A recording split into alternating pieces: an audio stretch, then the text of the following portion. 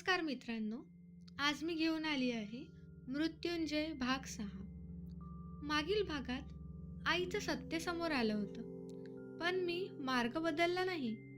आजचा भाग आहे माझ्या आयुष्यातील सगळ्यात मोठ्या त्यागाचा. मी कर्ण आहे. आज मी सांगतो त्या क्षणाची कथा जिथे मी मृत्यूशी सौदा केला. माझ्याकडे जन्मापासून एक अद्भुत देणगी होती, कवच आणि कुंडले. ती माझी ढाल होती, माझं अमरत्व. युद्धात मला कुणी मारू शकत नव्हतं. मृत्यूही माझ्यापासून दूर राहायचा, पण नियती नेहमी किंमत मागते. त्या दिवशी एक ब्राह्मण माझ्या दाराशी आला. तो भीक मागत होता, पण त्याच्या डोळ्यात सामान्यतेपेक्षा जास्त काहीतरी होतं. मी ओळखलं. तो होता इंद्र, म्हणजेच अर्जुनाचा पिता. तो माझ्या कवच कुंडलांसाठी आला होता. मला ते कळलं होतं, जर मी दिलं नाही तर मी जगेन, पण दानशूर कर्ण राहणार नाही. जर मी दिलं तर मी मरेन, पण माझा धर्म जिवंत राहील.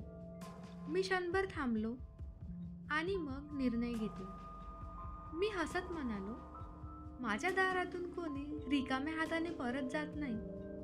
मी तलवार उचलली आणि स्वतःचं माझं कवच शरीरापासून वेगळं केलं.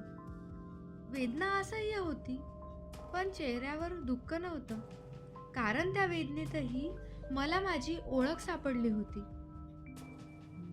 इंद्र हादरला. त्याने मला ब्रजबाण दिलं, एकदाच वापरण्याचं शस्त्र. ते बाण माझं कवच नव्हतं, पण माझा अभिमान होता. मी ते स्वीकारलं, पण माहीत होतं मृत्यू आता माझ्यापासून फक्त एक पाऊल दूर आहे. लोक म्हणाले, कर्ण मूर्ख होता, पण मला माहिती होतं मी जगायचं सोडलं नव्हतं. मी महान होणं निवडलं होतं, कारण शरीर मरतं, पण धर्म हा अमर असतो. त्या दिवशी मी अमरत्व गमावलं, पण माझं नाव अमर केलं. आणि आता युद्ध अटळ होतं.